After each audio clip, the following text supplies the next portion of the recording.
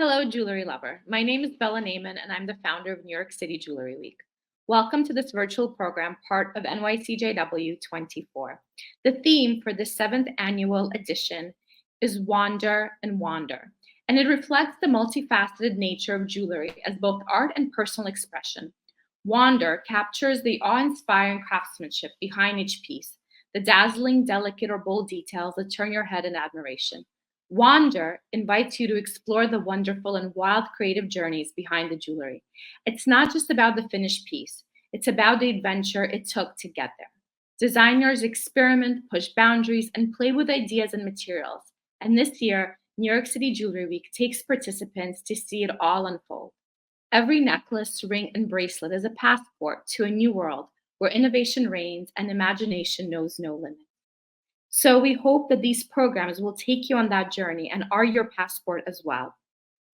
Sit back, enjoy, and while these are not live, we welcome your comments. So please don't hesitate to drop us a line, whether it's email or Instagram, or even get in touch with some of the incredible curators, artists, writers that have really worked very hard to bring you this program. So thanks very much. And we also hope to see you out in New York. Bye. Hello, my name is Emily Hupp, and I am so looking forward to unlocking the jewelry box with you all today. Now, there's no denying that every piece of jewelry tells a story, but if every piece is a book, the jewelry box is the whole library.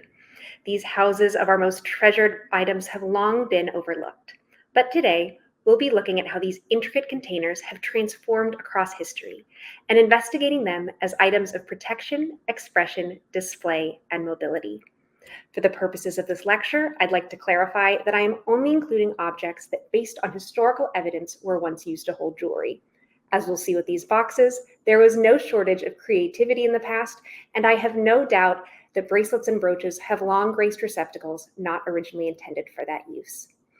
Additionally, just as one might rummage through a jewelry box to find that perfect piece, we'll be exploring the history of jewelry boxes by picking out themes and stories, rather than following a linear path. But we should probably start at the beginning. At their core, jewelry boxes are intimate spaces, holding not just valuables, but the personal stories and memories tied to each piece. Beyond the financial value of the jewelry stored within, peering into someone else's jewelry box is truly like taking a glimpse into their soul, revealing what they cherish and the moments that they hold dear. With this inherent value must come measures to protect these precious spaces. So it makes sense that some of the first jewelry boxes prioritized physical protection through various methods. 2,000 years before the Common Era, humans are discovering the power of bronze. Tools and weapons revolutionize agriculture and warfare, enabling early civilizations to expand their influence and consolidate power. In ancient Egypt, the Upper and Lower Kingdom have been reunited, art and cultural exchange is flourishing, and Mentuhotep II is being prepared for the afterlife. In his tomb will be placed one of the earliest known examples of a jewelry box. Here, we see a wooden box with sliding lids atop two compartments. Now, this design reflects an early understanding of protection, a concept that would evolve as Egypt itself continued to grow in wealth and complexity. While basic in form, the box shields valuable items from dust and the elements, which, in the dry desert climate, could mean the difference between preservation and decay. This box also reflects early stages of compartmentalization. The dual compartments suggest an understanding of organization, the idea that valuables could be separated by type or importance, which differs from the single compartmented Pyxis boxes of earlier centuries. And we'll see this form with its rectangular shape and the method for opening at the shortest side of the box harken back to in other Egyptian designs. This ancient Egyptian box, dating back to between 1504 and 1447 BC, is made of faience and wood, showcasing the artistic, symbolic, and protective importance of materials in ancient Egypt. Now, faience was not merely a practical material, but held deep spiritual significance. Its shimmering turquoise blue glaze was believed to capture the essence of eternal life, fertility, and the sun's divine power, while also serving a protective function.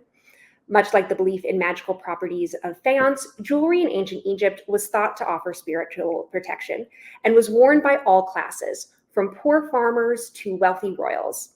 Consequently, jewelry boxes were more widespread across social classes during this period, more so than in other periods that we'll be examining today. Now, the faience seen here is crafted from common materials like quartz, alkaline salts, and mineral-based colorants, which allowed Egyptians to simulate rare stones such as turquoise. The glimmering blue surface of the faience was associated with rebirth and regeneration, making it a prized material in the creation of both decorative and ritual objects, while also being accessible to the artisans of ancient Egypt. Other cultures would similarly use resources available to them to create beautiful and functional boxes. For example, this intricate tortoiseshell jewelry box made by Ildefonso de Zuniga in 1736 combines tortoiseshell and silver, materials that were plentiful in Spanish America. Likewise, Sri Lankan artisans in the 17th century crafted luxurious ivory-carved boxes, such as this one, and make sure to not miss that gold-mounted garnet set in the box's finial. Ivory would also be used in the creation of this Egyptian jewelry box from between the 4th and 7th century of the Common Era. You'll notice its shape has not changed much from the Egyptian box 1700 years prior, but is brought into its time period with the concentric circle decoration typical of the Byzantine era. Now, while Egyptian jewelry boxes stand as remarkable examples of craftsmanship and symbolic protection, cultures across the world also developed their own distinctive protective containers for jewelry. These boxes, though differing in shapes and designs, shared a common purpose of safeguarding valuable adornments. Now, this Venetian box from 1575 also promises that security. Despite standing at only 9 inches high, it has detail work that would rival a cathedral while being a millionth of the size. Adorned with intricate beechwood veneers and inset with mother-of-pearl plaques, it is painted and embellished with gilt and stands as a masterpiece in its own right. The top handle, delicately sculpted with 2 intertwined foliate elements, suggests that the box was designed not just for aesthetic appeal, but also for ease of handling. The sides of the box are equally elaborate, featuring small columns and decorative panels that enhance its architectural character. Each panel is framed with finely detailed gilded work, and the central sections display floral motifs. The box's distinctive style of decorative Moresque or tight scrolls executed in gold, combined with mother-of-pearl plaques, were very in vogue for Venice at the time. Inside, it is lined with red velvet and features a glass mirror. Now, a mirror seem like a given for us modern consumers, but having a mirror in a jewelry box transforms the container into an active participant in the dressing ritual. The mirror invites a moment of reflection, both literally and figuratively, allowing the wearer to immediately visualize how a piece of jewelry does or does not complement their look. Luckily, Venice's mirror industry, centered on the island of Murano, became renowned for producing the highest quality mirrors in 1500s Europe. But what I am most interested in is perhaps the least ornate portion of this box, the keyhole. Here we see a warded lock characterized by its series of obstructions or wards within the lock, which would only allow for a specific key to rotate and open the lock. The required key to open this ward would have a cavity in the center of its tip. This would fit over the cylindrical post inside the lock, providing a pivot point from which the key can rotate. Now, the warded lock is one of the oldest lock designs, with its origins found in both ancient China and Rome. By the Middle Ages, these locks became prolific in monasteries, where both time and resources allowed their designs to become increasingly intricate. However, despite this complexity, the warded lock's inherent vulnerability lies in its ability to be bypassed by a well-made skeleton key. Furthermore, the limited number of unique key configurations meant that many keys could open doors for which they were not specifically intended. This made the warded lock suitable for lower security applications. One significant enhancement that would grace many boxes in the future came in the form of uniquely shaped drill pins, which added layers of complexity and security. These pins were often crafted in distinctive shapes: hearts, triangles, stars, spades, and cloverleafs, and each presented their own challenge to lockpickers. The cloverleaf-shaped drill pin, particularly notable in the 1787 and 1791 Nécessaire de Voyage boxes commissioned by Marie Antoinette, is believed to represent the Christian Holy Trinity. This symbolic addition blended aesthetic elegance with practical security. But her passion for artistry is perhaps best exemplified by the magnificent diamond cabinet she commissioned in 1787. Crafted by cabinet maker Schwedfeger, this monumental mahogany piece reflects her refined taste. It's adorned with gilded bronze caryatids and a rich blend of mother-of-pearl grisaille paintings and allegorical figures celebrating the Queen's love for the arts. It stands at over 8 feet in height. Though the warded lock in our 9-inch box may not be the strongest security mechanism, it still provides a sufficient barrier, offering protection through both its design and function. While this one is more so serving as a deterrent, it is an aesthetically pleasing one at that. Now, this exquisite jewel cabinet, crafted between 1765 and 1700, is a masterful work bearing the signature of James Cox, a renowned London jeweler and entrepreneur of the time. Despite employing hundreds of watchmakers, there is no evidence that James Cox ever created a single watch movement. This cabinet's design showcases the height of 18th century craftsmanship, with its doors adorned with enameled personifications of winter and summer, inspired by the Four Seasons painting by British painter Robert Pyle. Atop, a white enameled dialed watch ticks, flanked by cherubs in gilded copper. But does this artistry have a hidden agenda? Is it meant to draw our eye away from the box's true purpose? If you're able to take your eyes away from the exquisite detail and turn the box around, you may notice a jeweled button. Press that button, and you'll release the hidden drawer that reigns over the 6 more obvious ones. This hidden compartment serves as a reminder that while jewelry boxes may dazzle us with their external beauty and craftsmanship, often their true purpose lies in the secure and discreet protection of what matters most, safeguarding treasures not just from time, but also prying eyes. We also encounter boxes designed with features to not only keep others out, but to safeguard the jewelry within. For instance, the silk-lined compartments of this Parisian jewelry casket from the late 16th century provide a protective environment for precious items, preventing them from damage. The casket, fashioned in gold-tooled leather and adorned with gilded metal mounts, showcases the technical artistry of the time, and its structure features 6 compartments and 3 drawers that emerge gracefully from the side. Each compartment is lined with luxuriously dyed silk satin, reflecting the rich color palette and refined techniques of Parisian silk dyers. During the 16th century, Paris emerged as a significant center for the silk dyeing industry, driven by its burgeoning hub its status as a burgeoning hub of fashion and luxury. The return of the French court under King Francis I from the Loire Valley shifted the epicenter of political and cultural power back to the capital, resulting in a surge in demand for opulent textiles and fine craftsmanship. Nobles sought to emulate the elegance of the royal household, spurring the development of specialized workshops skilled in producing vibrant, richly dyed silks. Now, type-specific compartments, which we may think of as ring separators, bracelet bars, or slotted panels for storing stud earrings, emerged in the late 19th and early 20th centuries as jewelers and manufacturers sought to create more specialized storage solutions for delicate pieces. These compartments reflected a growing demand for both functionality and elegance, ensuring that jewelry could be secure and easily organized. Now, ask any young woman who's seen her boyfriend pull out a Tiffany blue box, and she'll tell you that the right jewelry box can be quite the powerful expression. Surpassing their functional uses, jewelry boxes have long been making professions and confessions from our countertops. A compelling example of a box with this need to express is the Italian betrothal box.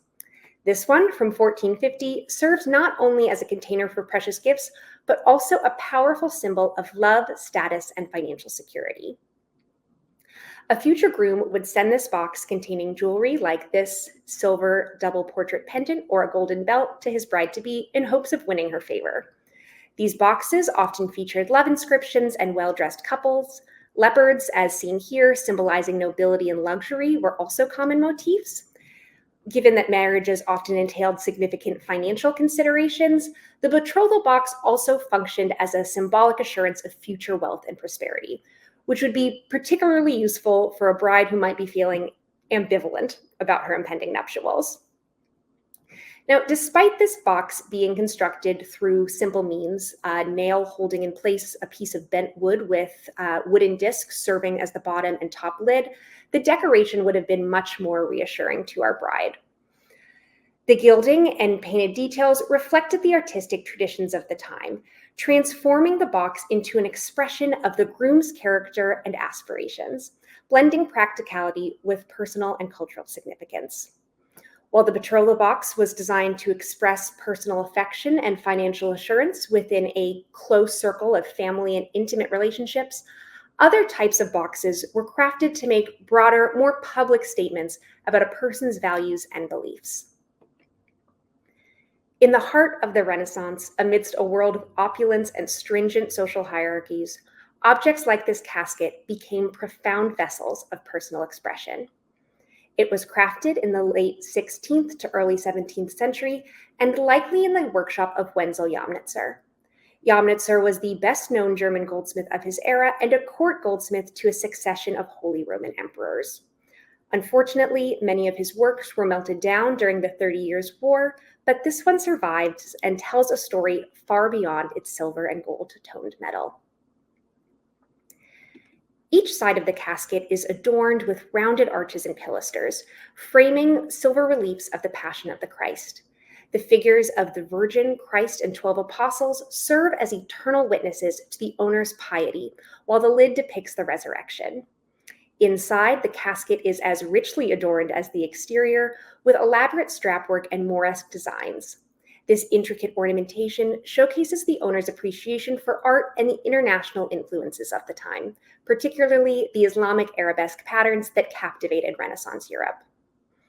The vibrant interior mirrors the gems that would have been stored within, while the small drawers at the bottom of the casket that were designed to safeguard individual pieces of jewelry.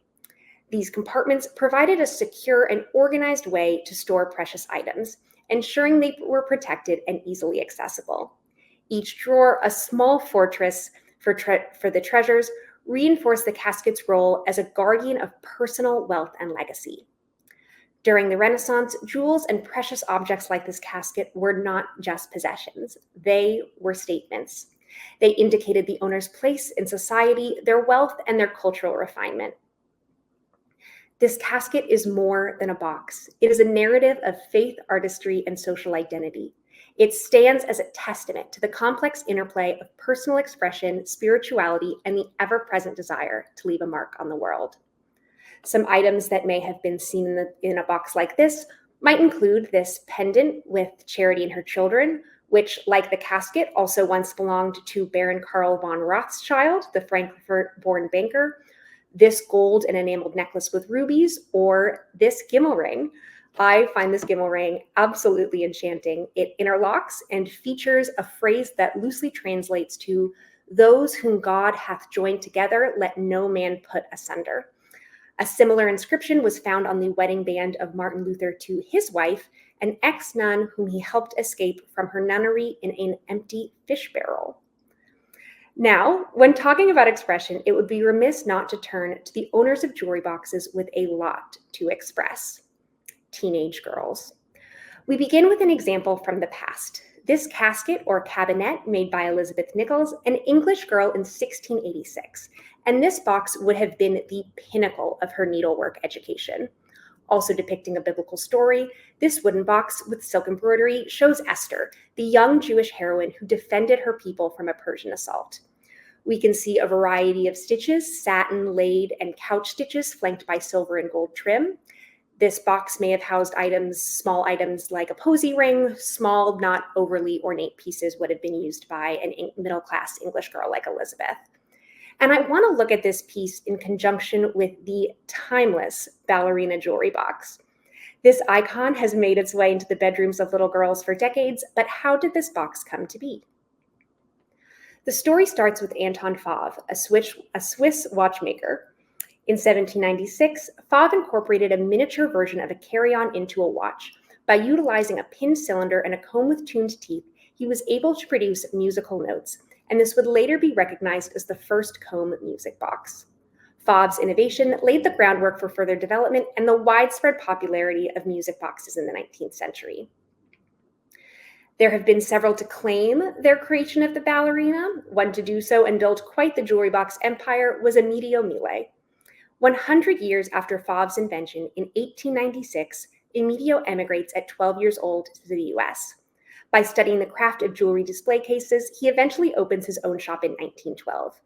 The business continues to grow throughout the first half of the 20th century, and in the 1950s, they launched their line of musical jewelry boxes. The success of these boxes inspired the launch of their children's musical jewelry box line, and the Mille Ballerina was born. While there have been several changes to the outside to reflect the ever-changing aesthetics of the decades, the jewelry box has stayed largely the same. We start with one from the 1950s. You'll notice the automatic shelf, which is bound to both the bottom and the lid of the box, so that when the box is open, the shelf rises with it, which I think kind of adds to the magic of opening a jewelry box and seeing these treasures appear before your eyes.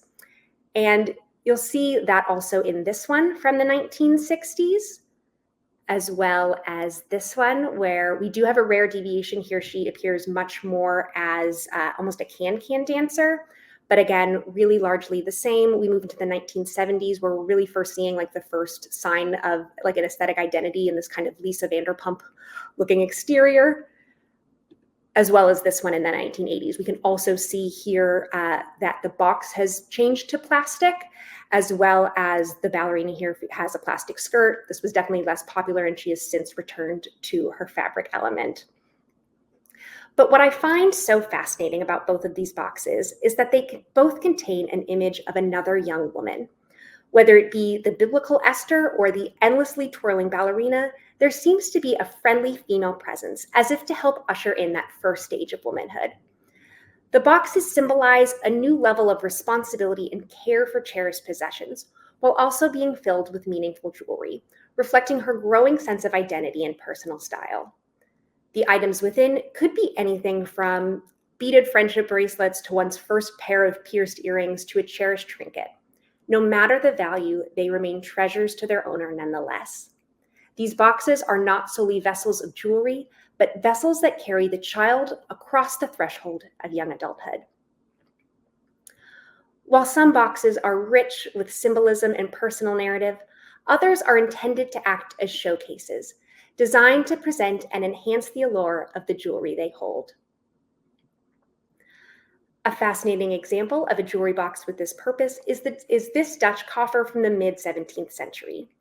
A dramatic black ebony exterior cloaks the vibrant cabinet interior within that's waiting to surprise its viewer with unexpected details. Constructed from pine veneered with ebony and inlaid with that beautiful striated Macassar ebony, it features carved busts and a lock. The coffer's carved exterior opens to unveil an ornate and elaborate interior that's decorated with Padauk wood and painted alabaster panels, ivory, and mirror glass. Inside, we also see alabaster plaques adorned with monochrome landscape paintings. But at the heart of this interior is an unusual five-sided recess with a tiled floor known as a perspective or little perspective. This ingeniously designed space was intended to hold a small cherished piece that could be viewed from all angles through the surrounding mirrors. More importantly, by displaying a piece in this recess, the jewelry box makes a statement that this specific item should be appreciated, elevating its significance and value. No matter how well crafted the box, it has the grace to step back to let the real stars of the show shine. You will also notice that the top can be ingeniously slid open to offer more storage space, and certain drawers feature a hidden second compartment along their backside. Practically, such coffers were used for storing jewelry, with their interior design ensuring that these items were beautifully presented. The blend of materials and detailed interior layout exemplify the meticulous attention to detail typical of Dutch decorative arts from this era. The mirrors within the perspective enhance the viewing experience, allowing jewelry items like this ruby and pearl mandolin pendant to be admired from various angles, thereby achieving the dual activity of display and storage in a finely crafted piece. Now, this mid-16th century box with porcelain and painted with a cobalt glaze, cobalt blue under a transparent glaze, is a testament to Chinese artistry. It immediately strikes the eye with its most specific detail, its perfectly round shape that could beautifully complement a necklace or bracelet. Now, this box would beautifully emphasize the delicacy and craftsmanship of the jewelry inside. The round shape of the box mirrors the continuous loops of beadwork, creating a harmonious visual alignment between the container and its contents. The circular form acts as a frame, inviting the viewer's eye to focus on the elegant simplicity and continuity of the jewelry shape. Additionally, the circle holds significant symbolic meaning in Taoism, which adds a layer of cultural resonance to the box's design. In Taoist philosophy, the circle represents wholeness, unity, and the cyclical nature of life. It symbolizes the Tao itself, the fundamental principle that underlies and unifies all existence. By using a circular box, the maker not only creates a beautiful vessel for jewelry, but also evokes these deeper philosophical concepts.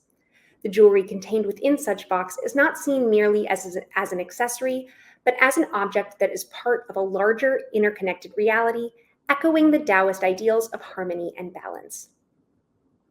The symbolic decoration on this rounded box further enhances its significance. The small figures and their attendants shown walking in a procession on the cover depict the 8 Taoist immortals, a quasi-historical group that gained popularity in the 12th century as Taoism expanded. These figures are shown approaching Shu Lao, a popular Taoist divinity often associated with immortality.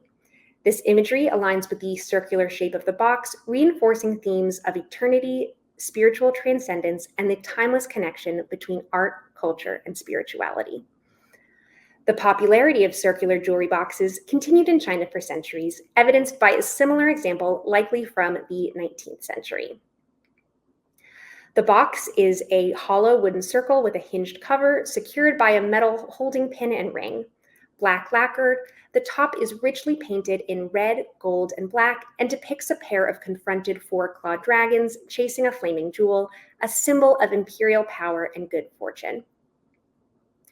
Inside, the box contains the Chaozu necklace, a long chain of equal-sized ambered beads interspersed with 4 large green jadeite beads and shorter pendants attached. Such necklaces were traditionally part of the regalia for Manchu court officials, indicating both the high status of the wearer and the significance of the jewelry. This particular box was presented to Queen Mary by Lady Elizabeth Daring, wife of Sir Herbert Daring, who served in His Majesty's diplomatic service in Beijing from 1899 to 1902. The box was accompanied by a note stating that it formerly belonged to the Chinese imperial family and was among the Dowager Empress of China's personal jewelry until it was bought after the Boxer siege of Peking. Because of this, the box holds considerable historical and cultural significance. The Boxer siege refers to the Boxer Rebellion of 1900 to 1901, a violent uprising aimed at expelling foreign influence from China.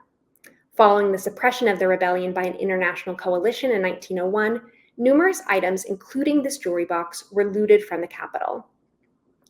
This box, therefore, occupies a gray ethical area, as its beauty and craftsmanship are intertwined with a history of violence and cultural upheaval.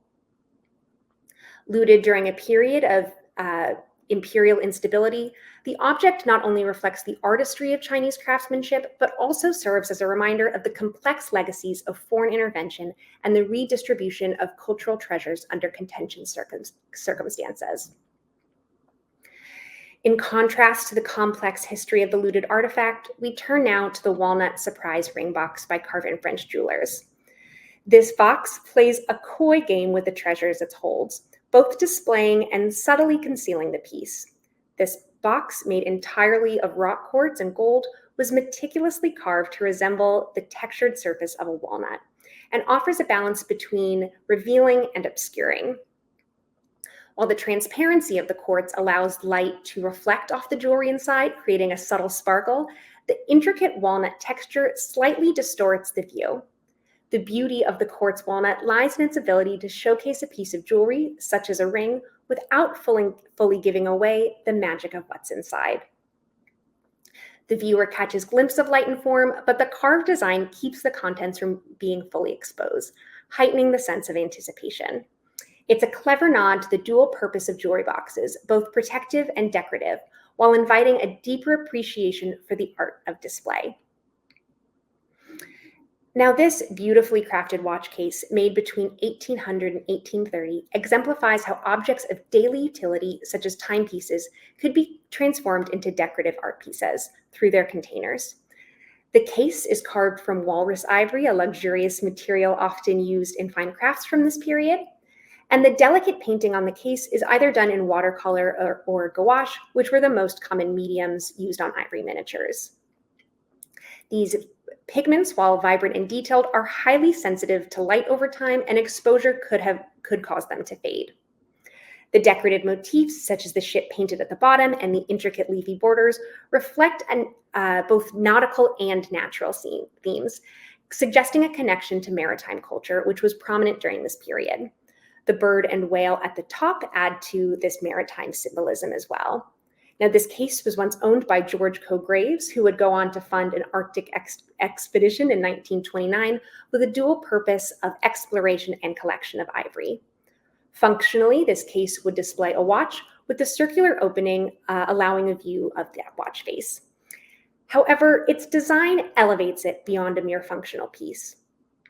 The case is freestanding thanks to its four legs, and by encasing the timepiece in such ornate surroundings, the object becomes a symbol of worldly luxury at the intersection of art and utility. Its intricacy and artistry invite contemplation of the owner's wealth and status, while showcasing the watch not only as a tool, but as a cherished decorative object. As timepieces have evolved, so too have the methods of protecting and displaying them, leading to the development of modern innovations like the watchwinder. Watchwinders are specialized devices designed to keep self-winding watches running when not being worn. These watches operate through the movement of the wearer's wrist, which winds the mainspring and powers the watch. When left idle, the watch will eventually stop running, losing time and requiring a manual reset. A watchwinder simulates the motion of the wrist, keeping the watch wound and therefore accurate even when not in use.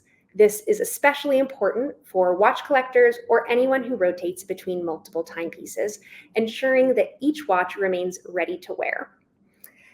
The development of the watchwinder is understandably intertwined with the development of the self-winding watch. In fact, they were both invented by British watchmaker John Harwood. Prior to the self-winding watch, hand-wound watches dominated, but the winding mechanisms were prone to dust and moisture issues during repairs. While attempting to alleviate this problem, Harwood noticed children on a seesaw and wondered if the same kinetic energy that moved the children up and down at a playground could be used to power a watch. The kinetic energy garnered by Harwood's watches generated tension within the watch's spring, which was gradually released to power the movement of the hands. Now, despite Rolex receiving most of the credit for inventing the self-winding watch, Rolex did apologize in 1956 and clarified that while they improved upon his initial design, Harwood was the true inventor. But 30 years prior, Harwood first shows his watches in 1926 at the Basel Trade Fair and eventually founded the Harwood Self-Winding Watch Company in 1928.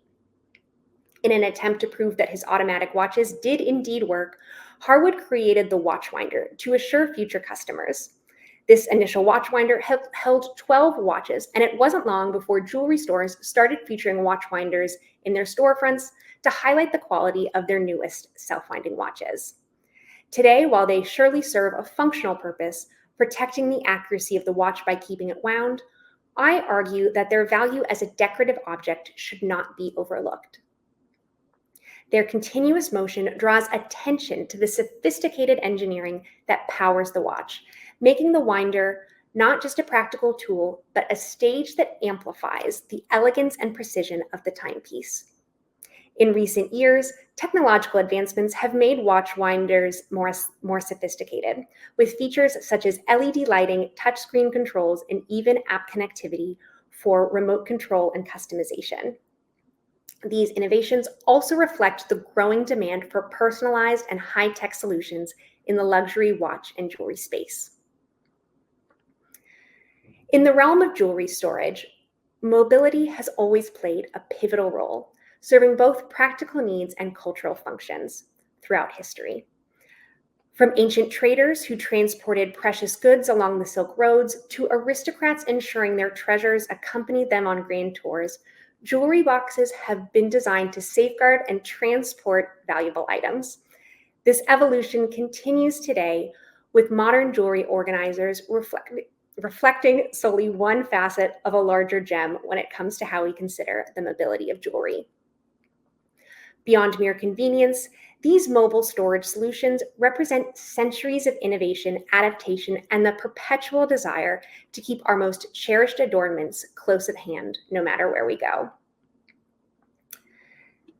This ornate jewel box is a remarkable piece from the Qian dynasty, specifically from the Qianlong period, which lasted from 1736 to 1795. Crafted with lacquer and brass, the box exhibits exquisite artistry. The rich red hue, synonymous with high-quality lacquer work from the period, adds to this luxurious appearance, while the brass fixtures offer a sophisticated contrast. When fully assembled, the box resembles a miniature carriage, complete with 4 movable wheels, while the top removes to reveal a tray for storage. There is also a discrete drawer cleverly positioned between the front 2 wheels for additional space. Floral motifs like the ones carved here had been popular in Chinese art since the expansion of Buddhism into China via the Silk Road in the 1st and 2nd century. Now, to our modern eyes, this jewel box may inspire admiration for its creativity, but in the context of the Qian dynasty's trade and travel, it represents much more than just aesthetic value. The Qian period, particularly under the reign of Emperor Qianlong, was marked by significant territorial expansion and the development of infrastructure. Roads and trade routes were critical for communication, both within the empire and with neighboring regions. These routes connected distant provinces to the imperial court in Beijing, allowing for the efficient movement of goods, officials, and ideas. The roads also held great political significance as they facilitated the emperor's control over his vast empire. Travel was essential for dignitaries, officials, and the wealthy elite, many of whom journeyed to meet the emperor during important events such as the imperial hunts, which were held in the emperor's vast hunting grounds. These hunts, not merely recreational, were crucial political and ceremonial occasions. Attending such events allowed elites to demonstrate their loyalty and maintain ties with the emperor. Those wealthy enough to participate in these elite circles might have owned opulent items like this lacquered jewel box, which could have accompanied them on their travels as a symbol of their status and refined taste. The elaborate design of this box, with its wheels and carriage-like form, mirrors the importance of travel in Qian society.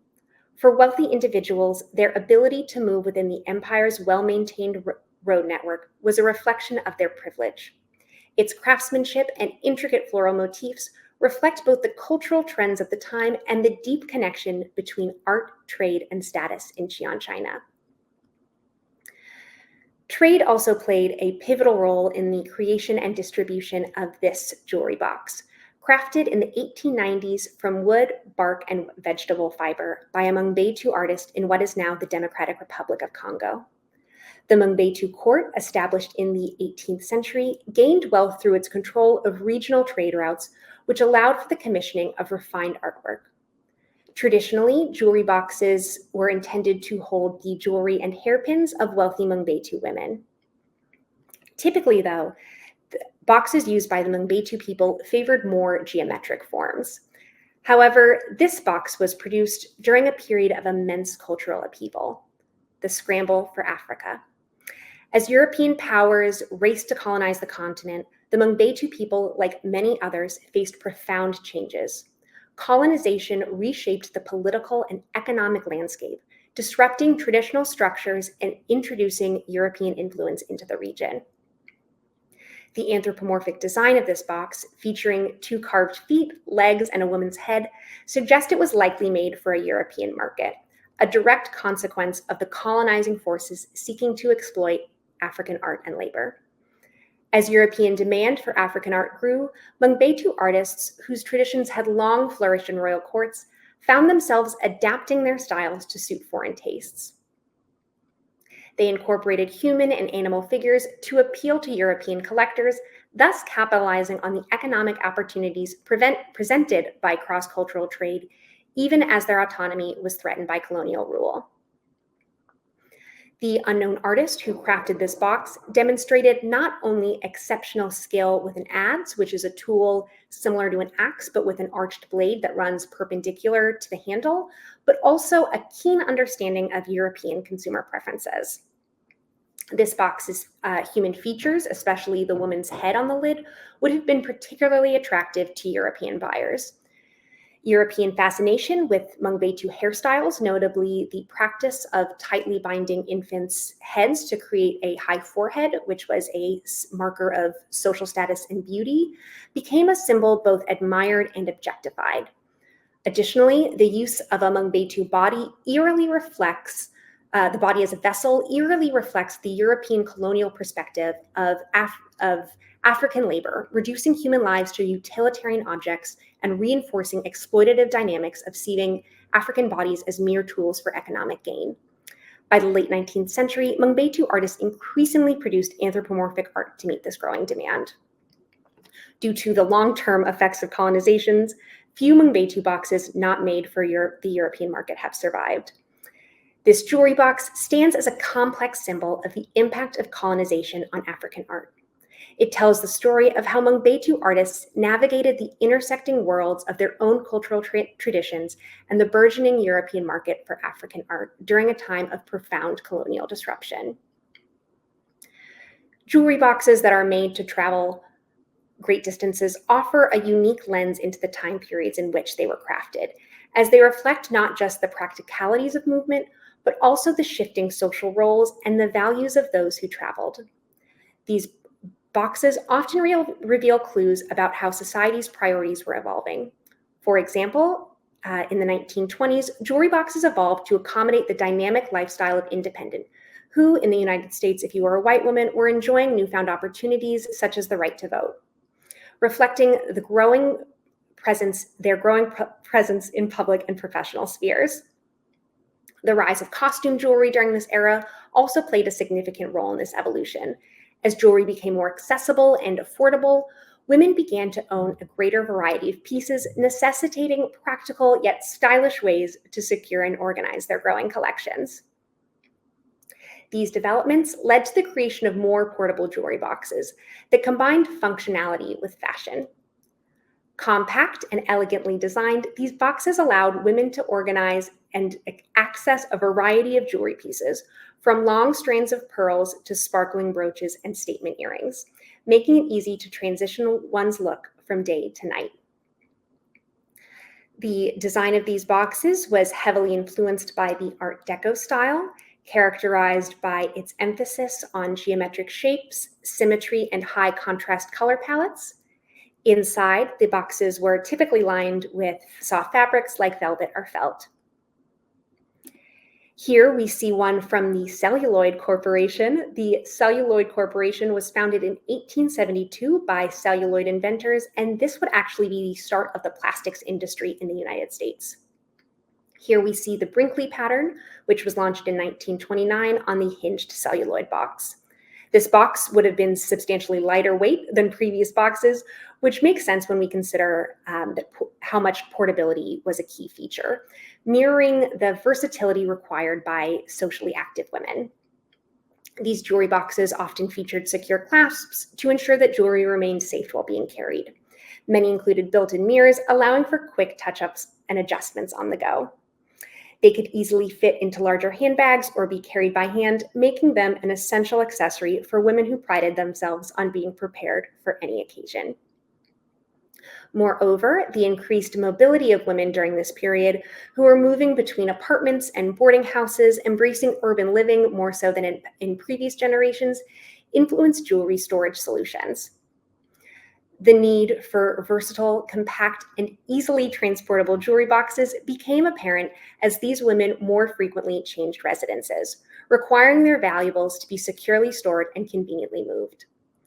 As a result, jewelry boxes, once primarily stationary items kept on a vanity, became that much more mobile, reflecting the broader cultural shifts towards greater independence and freedom. The popularity of these pieces in the 1920s highlights a time when fashion was not only about aesthetics, but also about expressing personal agency and autonomy. Building on this legacy of combining aesthetics with practicality, the Hermès Mallet emerged as a sophisticated solution for the traveling jewelry wearer. Designed as a luxurious combination of handbag and jewelry container, the Mallet was crafted from materials such as fine leather and exotic skins. An iconic example is seen here in Babe Paley's Black Crocodile Mallet, which exemplifies Hermès's commitment to elegance and craftsmanship.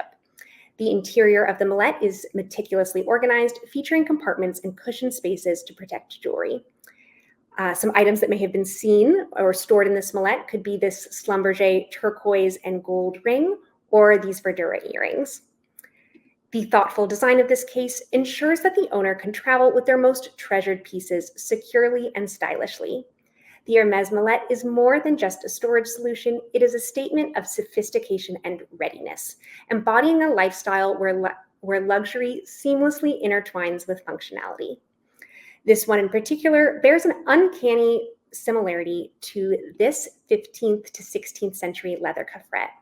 If this leather suppleness is not up to your standard, that is because it is actually a medieval material known as cuir bouilli, or boiled leather. Now, this was a significant material used in the medieval period, particularly valued for creating sturdy items. By soaking leather in water and then boiling it, artisans could harden it as it dried, producing a tough yet somewhat flexible material. This process made cuir bouilli ideal for constructing items on the go, providing both protection and longevity. Its ability to be molded before hardening also allowed for intricate shapes and designs, adding to its popularity and versatility. This one in particular bears an inscription that translates to "follow me" or "do as I do," likely a personal motto, but one that I think any Hermès patron would also allow on their bag. As we've seen, jewelry boxes are unafraid to reference and beckon to the past, while also creating a future where our jewelry is cherished and protected. Their evolving forms have mirrored the desires and values of their owners, serving not just as vessels of protection, but as personal expressions of style, identity, and status. From ornately carved Renaissance chests to sleek modern cases designed for travel, the jewelry box has continuously adapted to meet our needs for safeguarding treasured items, while offering a platform for display and a way to carry pieces across distances. Looking ahead, the future of jewelry boxes promises even more integration of functionality and personal expression. Will a lecture on jewelry boxes 30 years from now highlight items like Marla Aron's Everything box with its antique sewing box-inspired design? This innovative piece, which blends ample storage with a tactile quality, may one day be recognized as more than just a functional object. Its thoughtful form invites interaction, creating a sensory experience that in a way legitimizes and enhances the lifestyle that is collecting jewelry. As fine jewelry moves into the novelty space, could the boxes designed to store these pieces follow suit? From unexpected shapes like this Ariel Gordon piece to creative materials, these novelty boxes add personality and charm, mirroring the individuality of the pieces they hold. Could the next big trend in home design be custom-built jewelry storage solutions?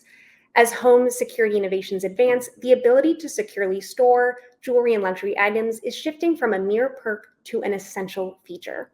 Much like custom closets have become staples in modern homes, we may soon see a rise in the demand for bespoke jewelry storage solutions that seamlessly integrate with interior design while providing high-level security.